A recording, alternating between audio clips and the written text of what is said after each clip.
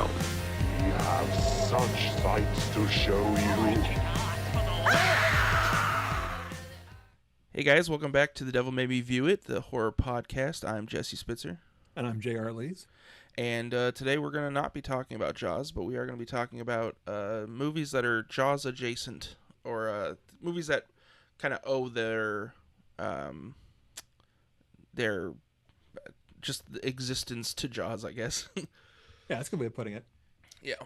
Yeah, Jaws adjacent is kind of hard to pronounce, but it's movies that were, we don't want to say Jaws ripoffs because that's Sci-Fi Channel stuff, and we don't punch down, but it's movies that are sort of inspired by or got some of their DNA from Jaws. That sounds bad, but no, it fits. So we watched a couple of them.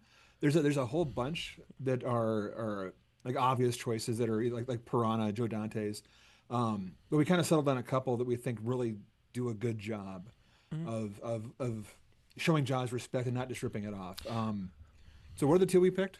The two I watched were Jaws 2 and then Tremors. Tremors. And you've seen Tremors 35 times. Yes, I love Tremors. Yeah. I like Kevin Bacon a lot, really. I mean, that probably is my favorite Kevin Bacon movie is Tremors. I'm sure he hates to hear that, but I mean, River Wild's great, but no. In my mind, that is Kevin Bacon. It's just that character. It's a documentary is what it is. Yeah. And then you'd never seen Jaws 2 before until this last week. Yeah, okay, and I was gonna say I also really enjoyed that. I didn't like it as much as the original, obviously, but but no, I was pleasantly surprised with that, and in the way you described it, it is definitely a shark slasher movie, which is just super fun, and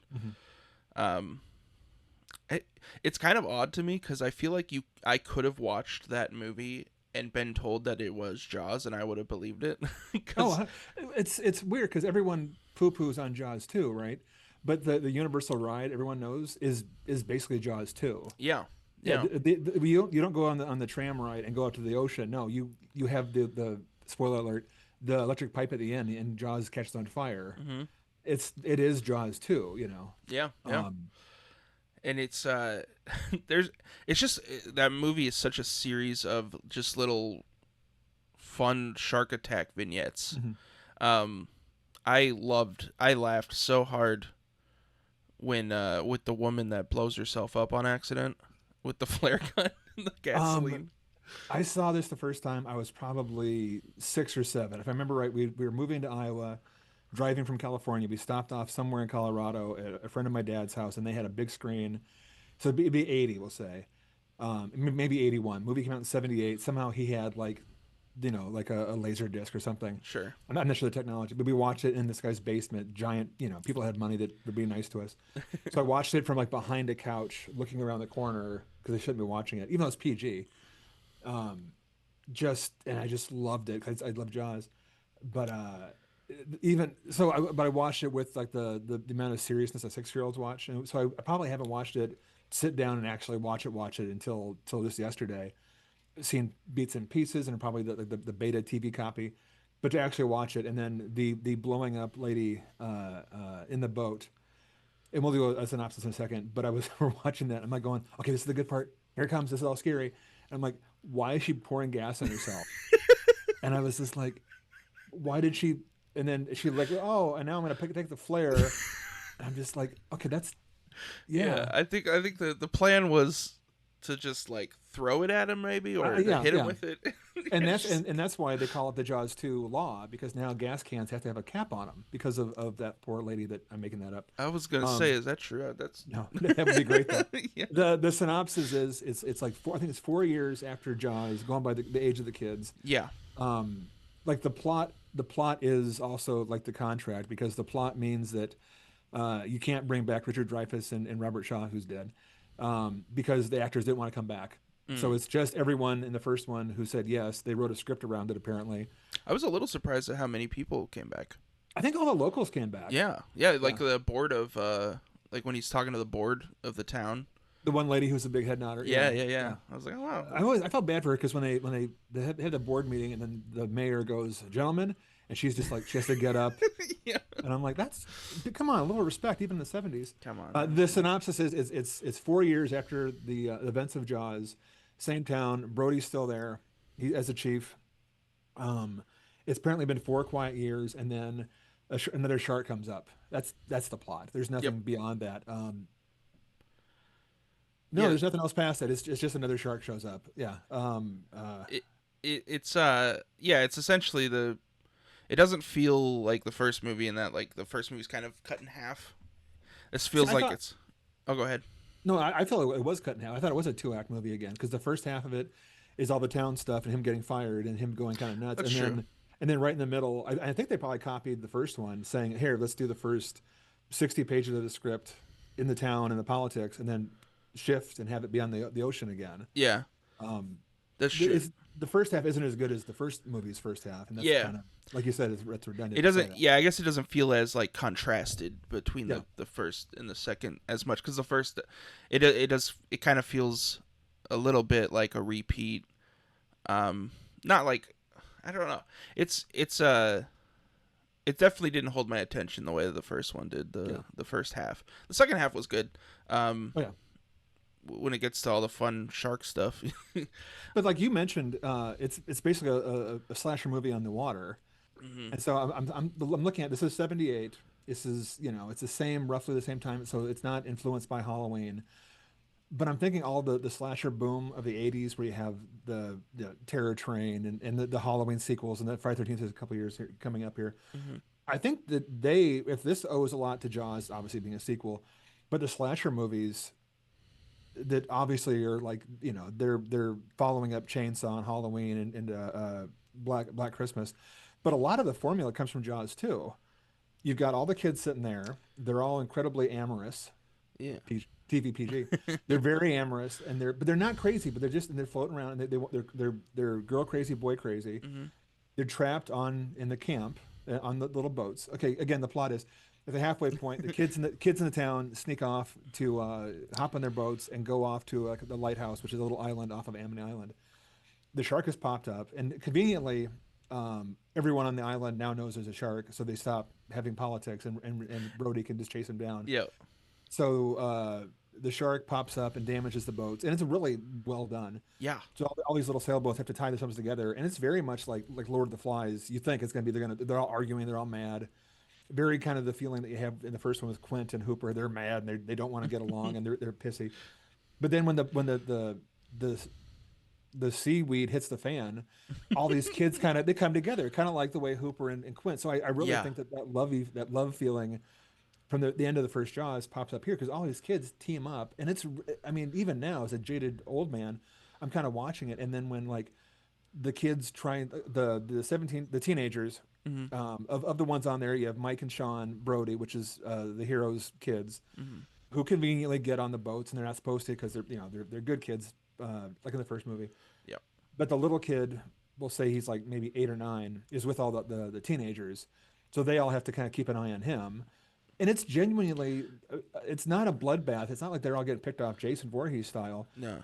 It's just when someone gets ate, eaten, Yeah. it's legitimately sad. It's not- traumatizing. it's not exciting. It's like the one girl who dives in the water to save little Yes. Sean doesn't make it out. And I remember watching That's Not Fair, Yeah. because like the rules of slasher movies coming up in the mid '80s, 10 years later, is the very conservative have sex, smoke pot, die. Yeah. Here it's like it's the girl who The literally hero.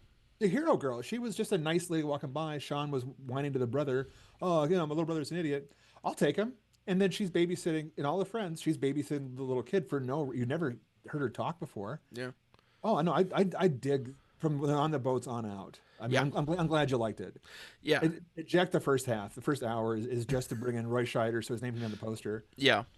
And I remember, and also in the first half, when you're meeting all these side characters, you meet the kind of the larger dude with the curly hair, who's like the best friend, and immediately I'm just like, oh, okay, that guy's gonna die. Yeah, oh yeah, because he's loud and he's kind of gross, and he talks Yeah. about how And then like, you keep meeting these characters, and they're all like, they're not like they're just dumb kids. I mean, they're not.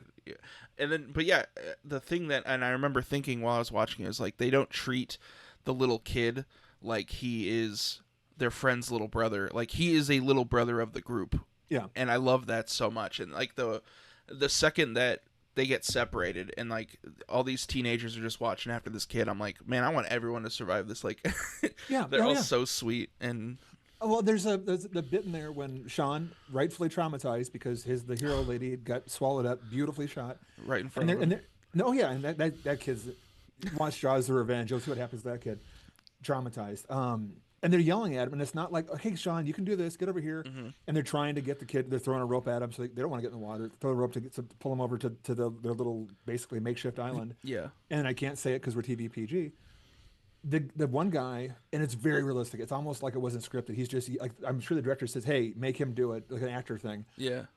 He won't do it till you make him do it with your words. And he's like, "Get the over here, Like, I'm gonna bust your butt." yeah, yeah, yeah. And he's yelling at him, and then the kid finally does it. And then when he gets over to the main island, there's a moment where one kid falls in the water, probably not scripted because it doesn't look like he tried to fall in. Everyone flips out because there's a shark. Mm-hmm. Or they're going, oh, they ruined the take. But you believe it that they're all scared, and the guy hugs him so close, and this curly haired guy who any other movie would be dead by now. Yeah, he would 100%. Then because when you first meet him, he's kind of being crude. He grabs Sean, he's okay, and he starts kissing him on the forehead. Okay, you're good. I love you. Like, oh, I'm so happy. I'm so happy. And I'm like, that's honest. It's a little bit weird out of context. Like if you're watching that clip, like, why is this kid licking this guy's face? But it's like he's so happy, he's so excited that this kid's not gonna drown. Yeah. Oh, I mean, but you love those kids so much. And we're going to compare this to Tremors in a minute. One of the things about this I love from behind the scenes, just as far as like the thing is, the first Jaws, the shark didn't work. Very important. Mm-hmm. So they used the buoys, and there's a fight of Spielberg's idea or the editor's idea. They used the buoys to signal when the shark's there because they couldn't get the shark fin to work, which is now everyone thinks the shark fin's always there for Jaws. No, that's No. number two. Yeah, yeah. It's always the buoy. The shark didn't work. They don't show the shark till the end. Minus a couple little shots. In this one, and also, so when this one is being made, I've always loved the fact that the audience knows there's a shark. It's on the poster. It's number 2. Mm-hmm. So you can't hold back that big reveal. So why do it? So they show the shark pretty early. I mean, they don't show it all of it because when they show it all at once, it looks kind of rubbery. But they have that fin so well done now. I don't know how they did it. It's a shark on a track under the water. Yeah. They have shots from the POV of his dorsal fin. Mm-hmm. I've seen photos where it says director of the DP riding the shark mechanism with a camera That is awesome. Oh, it's beautiful. Yeah. So but the shark behind him, that fin pops up in other scenes. So they couldn't do it in the first one, and it's so effective. Mm-hmm. Oh, and I love it. It's like the shark works. Yeah. And they use it. And I also love the it holds back a lot with like I feel like in modern movies that Finn would show up with a bang or like some, but no, oftentimes like the jet skiing scene, it just kind of just shows up and it's just like in the background for a little bit before the music starts kicking in. There's one bit where the kids are getting on and there's an accident underwater with scuba gear, and they pull and instead of the shark attacking him, which would be obvious, he's been bitten. It would ruin the surprise for the town people. He goes up too fast and gets the bends. Yeah. And so he's blood in the face, and then so they're all in the boat pulling him out, and then the shark fin goes behind in the background, and I'm like, how hard was that to coordinate to have the shark fin just kind of come up and go behind while they're all acting the boat? No one's facing it, and you're like, oh, that's kind of, they don't see it, but you wouldn't. You've got your friend on the boat, blood coming out of his face, and I love that kind of stuff. The shark fin. Take that out of context. People are terrible. They can all go away. But that fin is just such a. Again, it's kind of like everyone thinks that they've seen Jaws and Jaws 2 is poo-pooed on. The shark fin popping up is absolutely Jaws 2. Mm-hmm. And they do hold back, but for the most part, they know early on to show the shark because we've already seen the thing. Yeah. And also the idea to burn it was really good too. Like the way it looks is so cool. With the scars and everything. Yeah, like the Phantom of the Opera kind of thing. Yeah. It's kind of cheesy, but it's so fun. It just works really well. Yeah. Sorry. Her getting blown up is kind of, there are some of the deaths, but also for being 78, there's the one girl who she gets all the credit. She's the Miss Amity, which is a weird 70s thing. So she pops up early on, but then her scene in her boat is horrifying. You're like, oh, this is okay. She's a little blonde girl around, but when she has a shark, she goes into shock. Yeah. Oh yeah, when they find her, she's like Oh, she's gone. What do you call that? catatonic almost. Catatonic. Yeah, Yeah. she's like curled up in a ball. She can't communicate. She's just like, what happened? What happened? She's just, and she's white again in makeup, but she's just can't talk. She's gone, a Yeah. feral almost. But then when and now they're safe, they come and rescue her, and then she finally thaws up enough to say Just something. Her when she screams shark, you yeah. feel it in your like your toes. You feel Yeah. it in like your spine. It's like when Jamie Lee Curtis when she finally yells for help in Halloween 2, and it just they have that maxed out, so the whole audience feels it. Give her points, and she's not even one of the final girls. She's not even on the boat at No. the end. It's Yeah. it's it's a bunch of people that you don't expect. Mhm. Ah, Yeah, the other girl, the one that's the cousin who's like the love mhm, interest, she was also really good at just like selling the mhm. fear and when the shark because was it her cousin the one that gets eaten in front No, of no, her cousin's the really curly hair, okay the one that was on the boat with the nerd who had glasses. He's a nerd because he had glasses. right. So those are the cousins one. I love their scenes early on, the nerdy guys. Oh yeah, all those guys. Keith Gordon, the one friend who's basically playing. Oh, he looks like he's trying to look like Spielberg. Like he has the hat and the sideburns, Oh and yeah. but he goes on to like Carpenter's Christine, and he was in Rodney Dangerfield movie. He's like the one actor that wasn't Roy Scheider that goes on has a whole career. He's a director now. Oh, okay, I didn't know that. But I mean, he is so. I wish he was one of the bigger part, but he's great in this. All the kids are great in this. The Yeah. girl you're mentioning, Donna Wilkes, I think's her name. Is it Wilkes or Wilkies? Um, she went on and had a whole career. Oh God, like all the TV of the movie of the week. But she had like a Angel and Avenging Angel, where she plays like a college or a high school student by day, a murderer by night. She avenges, walks the streets. I've never seen him, but I'm like, I don't. She's traumatized in this. So I kind of want to see him now because as a Yeah. kid, I was like, oh, she's gonna shatter into glass because she's you believe that she's so terrified. She sells it so well. So now the ending. Spoiler alert: the movie ends. Yeah. I watched them back almost back to back, and I get how silly it is that they pull up the cable underwater, the power cable to the island for the shark to bite into. They look up and they see the sign that says danger, high voltage, and it's like, okay, that's not the smartest ending, but it's no worse than shooting an air tank in the thing's mouth. Yeah. So I kind of dig both endings. I was And fine with it. yeah, Yeah, yeah. I thought I love the shot of the fried shark with the smoke coming out of its eyes. When the eyeball, yeah, yeah. I was Now like, that's something I never saw until this last time because my VHS tape, it's just a big ball of electricity and fire. sure. But to see the high def smoke pluming out of the eye, I'm like, Yeah. is that an accident from the machine that burned, or is it just they actually had like a smoke squib Yeah. inside of that thing? No, I mean I think I dig it more than I did it younger. And again, younger you can fast forward the first hour of it. Yeah. It's still fun, but I mean, it is again obviously not Jaws, but it does. It's not just a rip-off sequel. I mean, those are coming. Those are coming up next. It is. It is. It's okay. We have to do this. We have to have this character back. We have to have these kind of beats.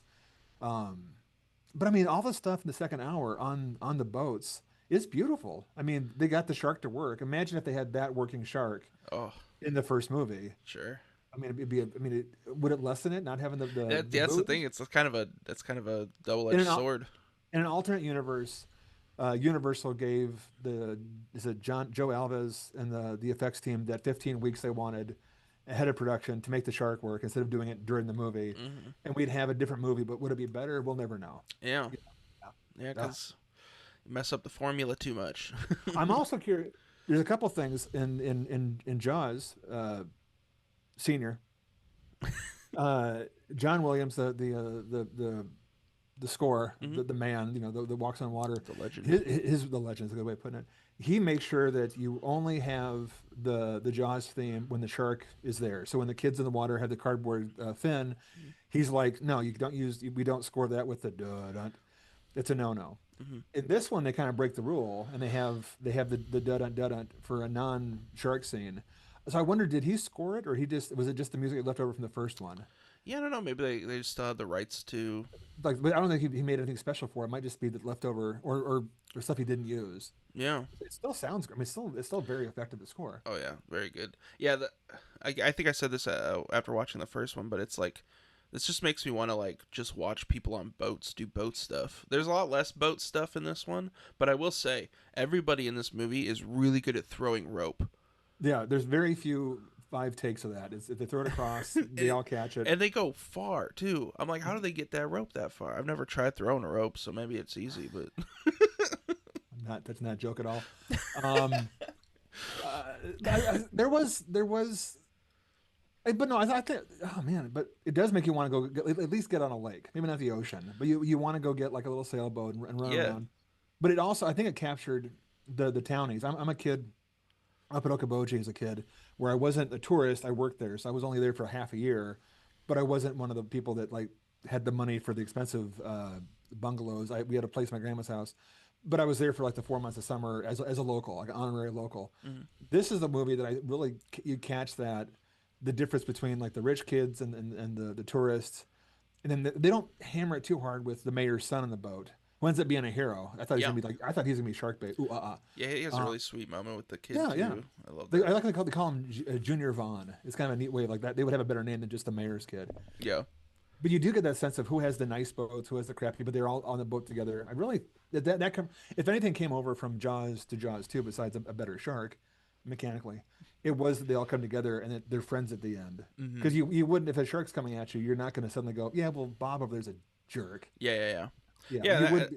that was another character that as soon as he's introduced to, I'm just like, oh, that guy's the villain. Yeah. You know, like Oh he's yeah. gonna be the Karate Kid villain type bully or whatever. But yeah, no, it's cool that I like that it I don't know if it really even it just didn't fall into those pit traps that weren't even invented yet. I guess And it might be because it was before that, so all the yeah, people that copied it.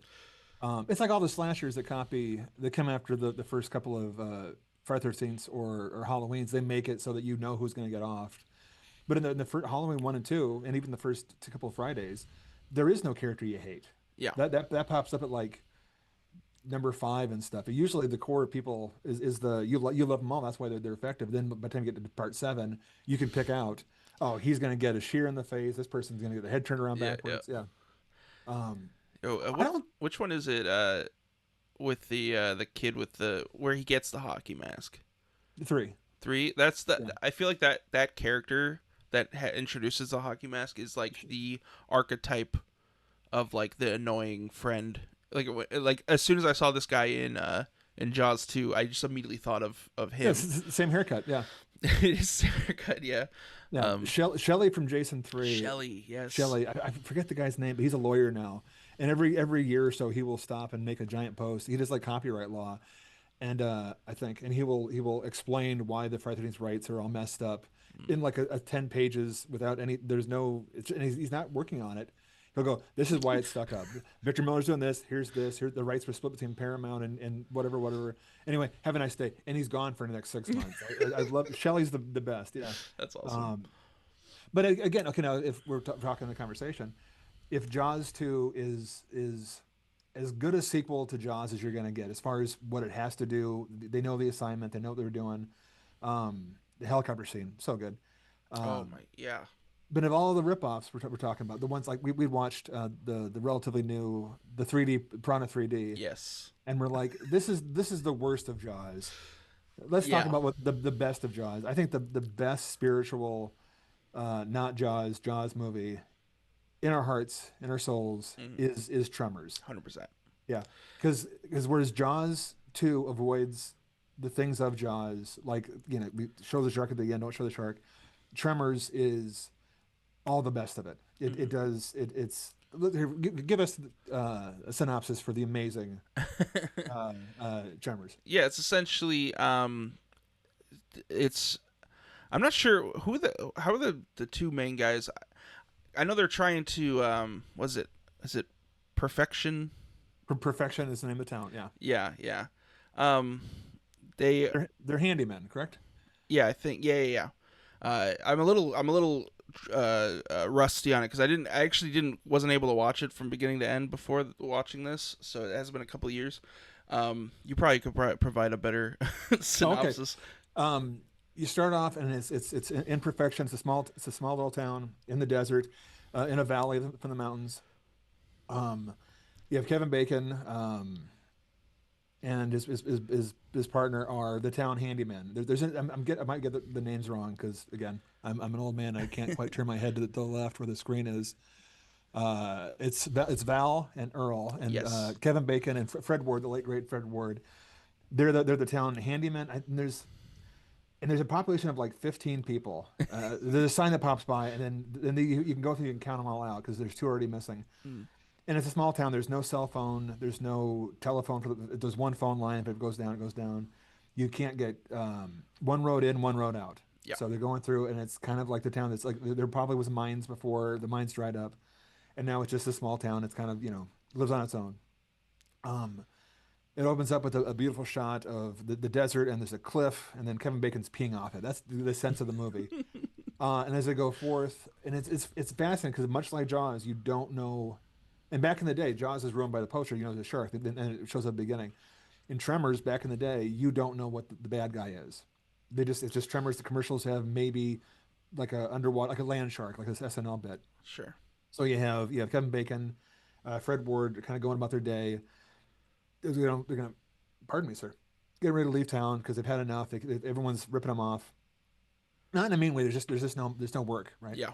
So it's time to go, and then people start not disappearing, but all of a sudden they just find like, oh, they're killed off. Like the sheep are killed off. They find one guy, older gentleman, up on the power tower. Yep. Power pole. line. Yeah. Yeah. And he's how did he get there? He got drunk. No, he went up there and he just waited 3 days and died of It's thirst. so good. It's so good.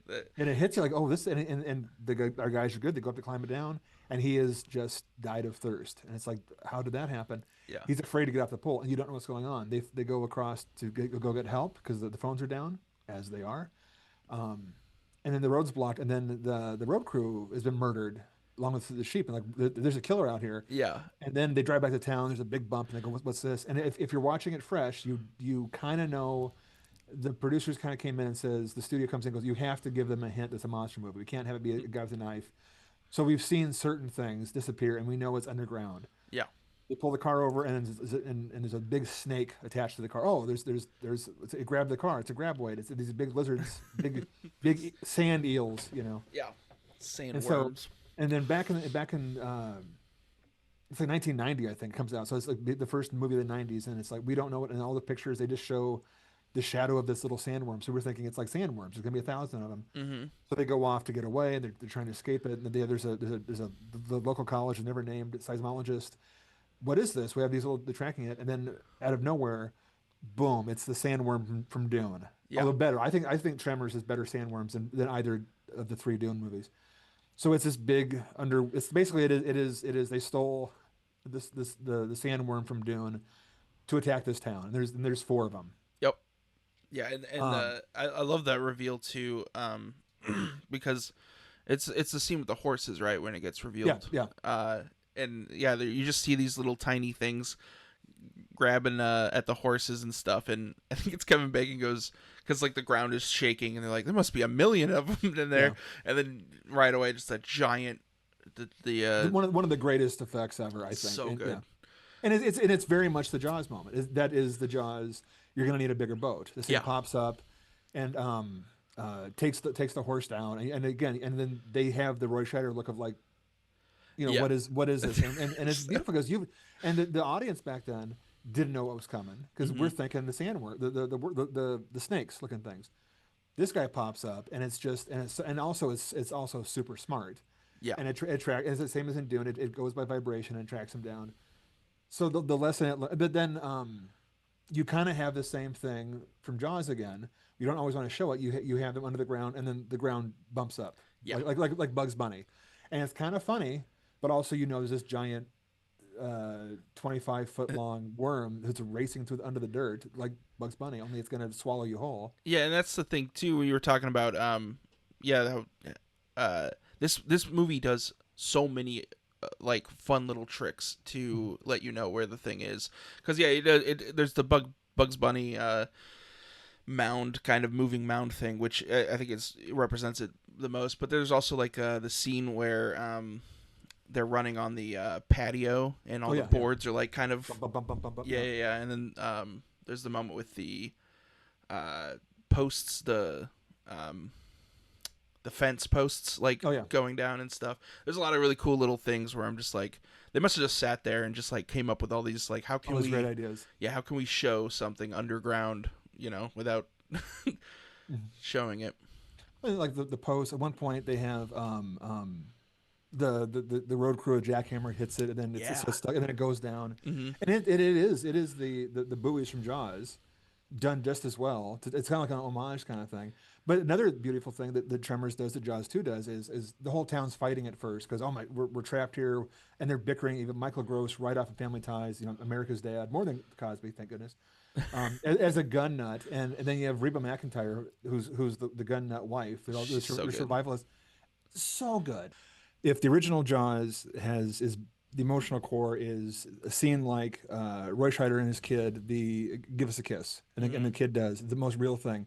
The jokes with the wife where he goes, "Hey, you want to get drunk, fool around?" Yes, those really real life moments. There's a bit where they're all trapped by the sandworms. The survivors are all there. You've got survivalist family. You've got Bert and Val, a couple of other people, love interests, which is actually well done.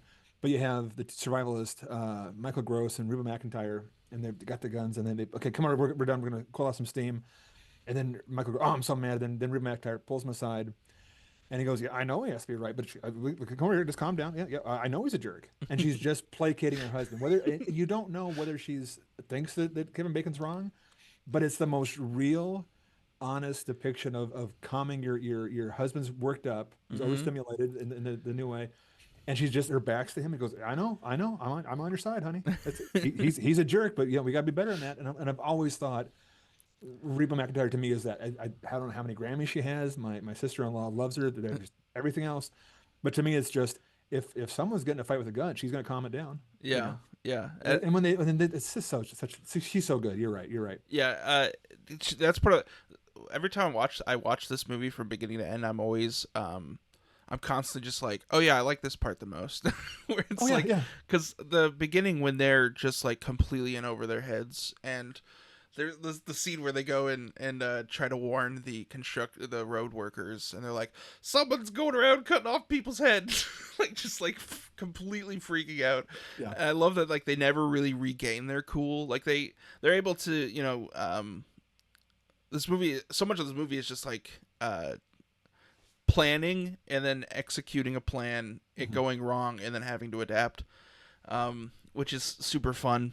But yeah, so every time I watch this movie, I'm like, oh, I love this early stuff. The beginning of this movie is the best part. I love when they're discovering everything, and then it gets to the town. I'm like, oh, I love the town people so much. This is the best. Yeah, yeah.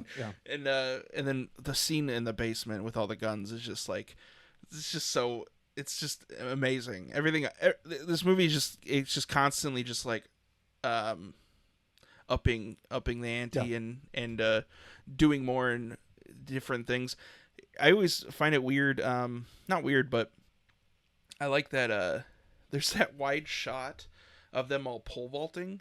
Hmm. And it's like silhouetted with like the sun behind them and stuff, and I'm like, this is like from an adventure movie. Like Oh yeah, yeah. we're just Well, completely, it's and the music. We talk just like about music, Jaws. yeah, yeah, yeah. It's like Jaws. It could have been all scary, but they put on the whimsy score, and it's like when they're pole vaulting. Yeah. It is. It's an adventure movie again. It's an adventure. It's Errol Flynn, kind of like the ending of Jaws.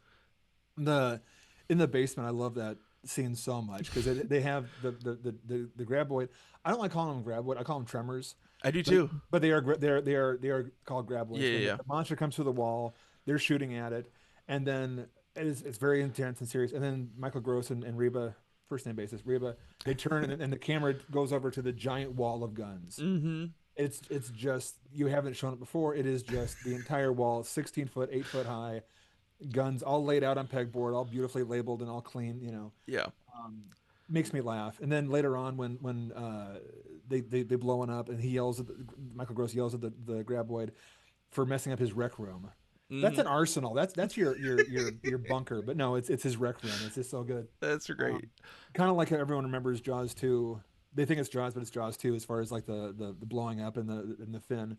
Um, I always think of Tremors as being like I want so bad, and my wife is too smart to let me do this. I want a giant graboid head mounted on the wall of my house, like it's a trophy. Yeah. Like, oh, it's from Tremors, and then I'm like, no, that's Tremors 2. Mm-hmm. because it's not in this movie because it shouldn't be.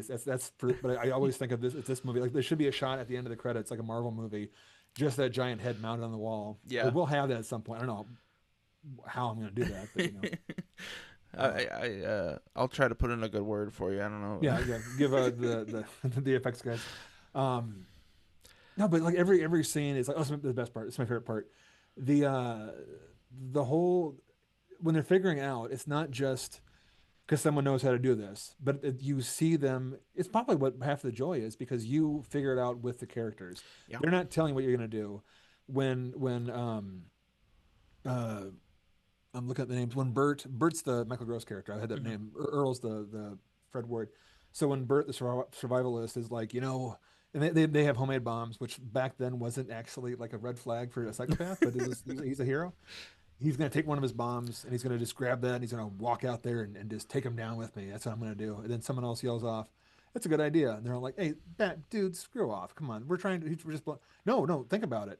And so you watch them figure out what to do. It's like when Yeah. they're trying to get all the trucks and vehicles, the sandworms just go up and kill. We need like an airplane or a tank. Oh, we have a tank. And then they all go, "Oh, of course," and you love figuring out but that could be half the joy of this movie is you figure out with them. Yeah. Yeah, and it never feels like there doesn't ever feel like there's someone who's just like knows the correct answer. Like it's always just like a communicative kind of like argument. There's always going back and forth and stuff. I also love I could probably just go on about Kevin Bacon's character for a minute, but I love their little rock paper scissors motif. And so I didn't watch this from beginning to end, but I watched a ton of scenes, and the delivery of the FU after they kill the first graboid, when they jump on the wall and he just crushes it, and Kevin Bacon just lets out that FU. It's so good. If it wasn't so expletive, I think that would be like my text tone. It still could be. I mean, Until it goes off, and you don't hang out at church very often. Yeah. Isn't Earl that always rock paper scissors does paper? I think he always does paper. Oh, is that a thing? I don't. I think I was watching it last time. Going, okay, there's got to be because Bacon always loses. Yeah. But I'm going, is Fred Ward only doing paper? Like that's his whole thing is he does the same thing every single time. Yeah. Which is beautiful. Yeah. I also love it if it's not a Jaws movie, if it's just a 1950s giant sci-fi monster of the week kind of thing. The scientist, and if you watch like the Joe Bob stuff and like the Earth versus the Spider, that kind of thing, the scientist always has the answer. This scientist here is great. She goes, "I don't know what it is. Yeah. No, I think I'm a seismologist. I study vibrations. I don't study worms." I think she literally asks Kevin Bacon's character, like, "What is that?" Because she's there at that moment where they kill the first one, and no, I love that. I love that there's no answer to it. Yeah, yeah. Mm-hmm. Yeah, no, and why would there be? They should know that there are a bunch of people in the middle of I don't even know what state they're in perfection. They shouldn't have the answers. They all have ideas, but I like it. They go through the list of things, kind of like Shaun of the Dead. Oh, it's either it's an asteroid or it's a meteor or it's a comet, and then like these guys are like, oh, it's a government plot or it's mutation or I like aliens. Yeah, I bet you there's probably a version of this where there's like a studio note saying you need to find the spaceship. You need to find like the spaceship buried under the where to come from. Yeah. And this is I should have looked this up before. So Ron Underwood directed this. He went on and did things like City Slickers. So he has that dynamic of friends facing the whole thing. I think he did also want to do like Tin Cup or Bull Durham. I could be wrong, but one of the Road Rules or Real World or one of the MTV reality shows forever ago, his daughter was on one of those shows, and I remember just walking by talking about it. And then they're doing the meeting people and talking about their family, and then she goes, "Oh well, my dad directed City Slickers or whatever." Oh, okay, that's great. And he did in Tremors, and the whole cast goes, "Oh my God, Tremors!" And it's just, and it might have been staged. It was, and I don't remember for sure, but I shouldn't even bring it up. I'm not sure about it, but it was like everyone, even on Road Rules, loves Tremors. Yeah. Tremors was one of the first movies I had Becky watch. my wife, and she also loved it. I don't think I've ever showed that movie to someone who wasn't like immediately afterwards like, oh, okay, this is amazing. Yeah. Which is crazy for what it is. It's just a fun little. Well, it is just like Jaws. I mean, if you put anyone else, and it's an actor thing. If you put anyone else in Jaws, Charlton Heston was up for Jaws as for Quint's part. Toss in like Dustin Hoffman for Hooper. I mean, would it work the same? No, it's those guys being great together. And there's sequels to Tremors. I've gotten 2 and 3. I've never gotten past that. Like Jamie Kennedy's in one of them, but the second one they bring Fred Ward back. Yeah. And the love interest for him, and it's just not the same. You have that. This one is special. This cast is special. Yeah. That town, and I don't know if you could buy anyone else in there. I mean, what Kevin Bacon and Fred Ward have is like just magic. Those two together. They could have worked. They should have worked together more. Yeah. Yeah. Were they in anything else together? I don't think so. That's crazy. Because Fred Ward would pop up and he was just a working guy. He would be in like a Naked Gun sequel. Not Benny and June. Henry and June. Reba Williams. He's everything. But then Kevin Bacon obviously was right. Well, he was kind of in a slump at 90. He had already had his all his John Hughes stuff and that kind of thing, and kind of had this little slump and came back a couple years later. There is hope he comes back though, because back in the day, I know he didn't like it. As the first kid was born, he's been on interviews saying it was a slump, and then because at the time it was called like Sand Sharks at one point, or it was called Sandworm, the working title. And he's like, oh, this is the end of my career, but I have to get a paycheck. I'm having a kid coming. But afterward, he's talked highly of it. Like it was so much fun making that, because it wasn't like Jaws where you're stuck on a boat. You sat there, it was all days. You slept at night. It wasn't a nightmare. But recently, he had a commercial for like a credit card commercial or something. And in one of the vignettes, he goes through his whole career. And one of the vignettes is he walks on a set of a sand lot, like not a baseball game, but like a sandy movie lot. And Michael Gross is there, and he's walking through the set of Tremors, and I'm just like, make it happen. Stop Val, teasing. come back. Don't tease it. This is how good would if you're gonna relaunch Tremors at some point, have him come back as the Earl part, and he has a new younger partner. Mm-hmm. Just make him he should be the Quint. He should, yeah. So, a Tremor's eyes are cold. They don't have eyes. A Tremor's tongues are cold black. Yeah, all 4 of them. I need to make that for my house. I need to have that, kind of like we've got Regan over here on the wall. I need to have that for like a Halloween prop. But you can't. The real one in the movie is a hand puppet, and they undercrank the camera so it goes faster, and it's only as big as like a trash can, and it's just arms inside of it for most of it, minus the big obvious the set one. Yeah. So I need to make one bigger than the actual one they made. I want to have that graboid head, and to do it right, it has to like stick out 4 feet from the wall. You have to have dead tongues hanging out. Yeah. If I want to stay married, I probably should not do that. My wife actually said make it first. She's the talented one, so she had to make it. Oh yeah. And then judge me for having it. So yeah. Right. That's honest and fair. Yeah. You could go with. Go ahead. No, what did Becky think of it? She loved it. She loved it. This was a while back when I showed it to her, but I think it was actually kind of hard for me to talk her into it too, because I remember showing her the trailer, and I think for someone who's not, she's a horror fan, but she likes modern stuff. She's never really went back and watched anything prior to, when she was growing up. So like classic horror to her is like the 2000s, like teenage, horror stuff. Which is more than I could say. I didn't even watch that growing up. So, but yeah, so I showed her the trailer for it, and she was like, I don't know, it looks, whatever. But I finally convinced her to watch it, and she loved it. The other one that I've been trying forever to get her to watch, and she will not. I don't know why. I think it's because I want her to watch it so bad now, or I've annoyed her so much about it. But Ginger Snaps. That's great. Love that movie, and I know she would love that movie, but every time I try to get her to watch, she's like, I don't know, it doesn't look great. It's like I very arrogantly every time I'm just like, when am I ever wrong? I always know, not in general, but about movie, like about when she's gonna like a movie. But yeah, I think Tremors is probably the safest recommend for like For someone who hasn't seen it, yeah. yeah. It's or if you're like trying to get somebody into watching horror movies, because it's really, there's very intense moments and stuff, Mhm. but you're not gonna walk away from this movie like terrified of the ground, so much as Yeah, uh you're not afraid of the water. You're afraid of, yeah. yeah. Um, I will say this right now because Becky inspired me. I put the ending of Tremors as far as like the denouement, the not the denouement, but the climax of it above the end of Jaws.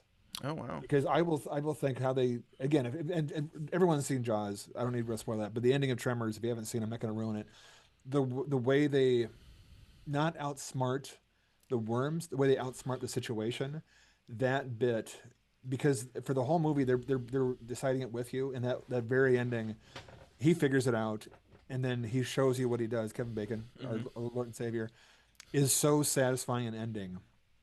Um, that you're cheering it. Whereas I think at the end of Jaws, maybe you do, maybe you saw it for the first time. Does the ending of Jaws you have you cheering? Whereas the ending of Tremors, you are so happy Yeah. because and it is like a big rush. I will put that. And Jaws is probably better done, and it leads up. But as far as the actual like mechanics behind it, as far as like the plot behind it, I Yeah. think the ending of Tremors makes more sense. Well, it feels earned. It Yeah. Oh, feels, yeah.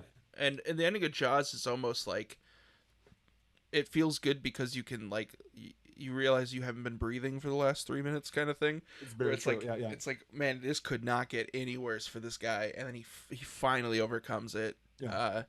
And it's just like, oh, finally. But yeah, with Tremors, it feels like I did something almost. It's like I've Yeah. I been, helped him out. right, I've been with this character, and I've watched them, kind of figure the situation out and stuff, and I've figured the situation out as well. So yeah, it does feel a lot more.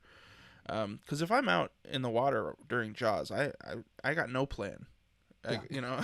I don't know what to do on a boat. But in the I'm like, middle of did I fill out my will? Did I have, yeah? right, Because that's all I'm gonna do there. yeah, but But they're both seated. They both have. In Jaws they mention Hooper mentions to Brody, this is compressed air. You mess around, it's gonna explode. hmm And then 15 minutes later or an hour later, you have this. And my wife, again smarter than I, pointed out at the very end of the movie, to not ruin it, is it's at the location, the beginning of the movie, where Kevin Bacon pees off the cliff. oh It's the same. It's the same thing. wow, So like they told you he knows the topography because he was there an hour and a half ago. yeah, And so when he does that, like he just the character, he read the script, he knew what was going on, and it's such a great, good choice of a movie. yeah. When I mentioned this to my family, we're doing a not Jaws, and what's the best not Jaws movie? And I'm in my head. You and I talked. Mhm. Is it Piranha? Is it The Reef? Is it Deep Blue Sea? Which is kind of like we're all doing sharks. It's all very obvious. If it's got a fin, do we discuss it? And we're not happy about it. We're not like, oh, let's discuss Sharknado. But I mentioned to like my wife and her brother and his husband, what are we gonna what should we do? And they all, without not even like pausing, Tremors. Yeah. And I'm just like, oh, I no, that's on my. I knew that we were gonna do it anyway. When you brought No, it up to me, you also blew my mind. I was like, oh wow. Well, first of perfect. all, I would love to talk about Tremors, but second of all, yeah, I didn't even clock that as. But but 100%. They were right. They were 100% correct. That is the best Jaws love letter. Because Yeah. it's taking all. If it's taking, it's Jaws swam so Tremors could, I don't know, grab, um, Dig. dig. Yeah, it's so good. It has me wanting to go watch the sequels, but I know it's not gonna. It's just not gonna be the magic the first one is, Yeah. because I never saw the sequels, but I did watch the kill counts for them on YouTube. So, so you've seen what you need, yeah. yeah. It seems to me like the big driving force, because like it seems like, is it every movie they come up with like a new. Mutation, yeah. Yeah. Because like the second one is There's like the walking ones. there's these little like little raptors with short little legs. They look kind of like wind up toys, but they're birthed from the big sandworm, and I kind of get it, but it's like to keep it fresh. But it's I'm so shallow. I want the worm. I don't want another version of it. I don't want them to pop around. Sure. And then at some point they pass gas and fly, I think. Is that Oh yes, yeah, I have yeah. seen that.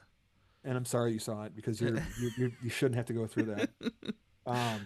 But I think Tremors probably is You haven't seen Dangerous Animals yet. That is Mm. my favorite post Jaws shark movie, and I love I do love Deep Blue Sea. It's a lot of fun, and I dig Open Water.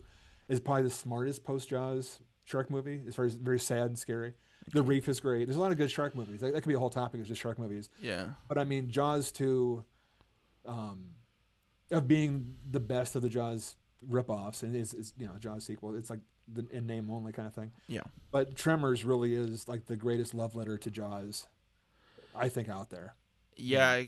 know, Really gotta, after considering Tremors as a Jaws love letter, it kind of broadens what I would consider like a predecessor or whatever.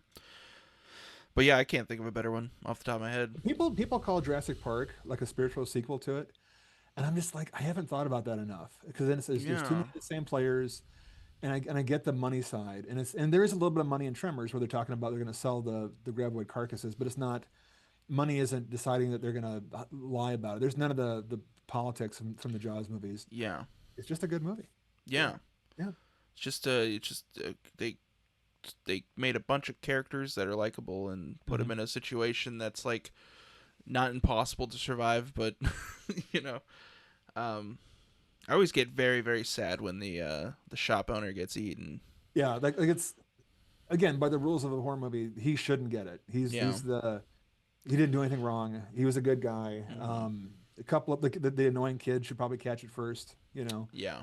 Um, yeah. There's no one in this movie deserves to get it. That's the thing. There's no bad guy. There's no Mayor Vaughn who you kind of hope gets eaten by something out there. Right. Yeah. Even like there's like little moments of selfishness. Like there's the one guy hiding in the shack when the girl gets tangled up in the barbed wire, and he just like closes the door. But it's like that's kind of understandable. Yeah. I Yeah. kinda What's he get gonna do? Yeah, what else is he gonna do?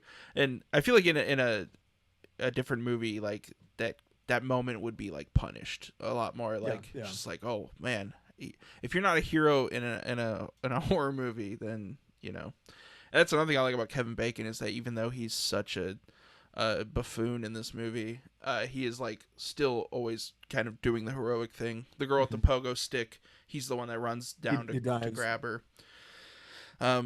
He takes a swipe at Earl to like they rock paper scissors. Who's gonna go run across in the suicide mission? Oh, I guess you're gonna do it. Thump, and then it takes off running. Yeah. Watch it again though, because all this stuff about how Earl's always telling Bacon you got to have a plan, Hmm. and he's like, "Well, I'm the one. You're just stalling. You're not making a plan. We're just, they're bickering, and at the end, he's the one that has the plan. And then yeah. Yeah. Good stuff. Also, good stuff. I'm looking forward to next time. Oh yeah. You're bringing us a little present. Yes. So next time we're going to be talking about Speak No Evil, the original Speak No Evil. Anyways, yes. Do you want to do both or just the original one? I think I moved my computer. Hold on. We could do both. I like both. I don't like the second one as much because it really, honestly, It softens it a bit, right? Isn't it the whole? oh my lord, does it soften it? For sure. But it also kind of changes what the theme is, and I think the theme of the original, which is essentially, you know, being so afraid of offending somebody that you put yourself through things that you wouldn't normally. You know what I mean? Yeah. That's essentially the theme of the first one, and that theme is in the second one, but they kind of muddy the water by the end and make it about like generational trauma and things. I don't know. It's a modern American horror movie, so you got to throw trauma in there somewhere. But yeah, we could watch both. I would not mind rewatching both. So Okay, just for context. Okay. Well, Yeah. I will look for. This is the one that I saw. Every movie I saw like last year had a trailer for the McAvoy the remake. Yeah. To the point where I feel like I've seen it. I haven't seen it yet. Yeah. And it popped up on Shudder, and it was played so often that I didn't want to watch the original on Shudder that I pay for it. I was like, I've seen it. But everyone I know that's seen it goes, Jason, you're an idiot. Yeah, the original is it's something else. It's not a fun watch, I'll say, but it is very good. Okay. Well, then I look forward to watching that. Yeah. Yeah, so join us next time, I guess, when we're going to talk about both Speak No Evils and yeah, I look forward to it. It's gonna be fun. All right. Thanks a lot. Thanks everybody. Yep. Bye.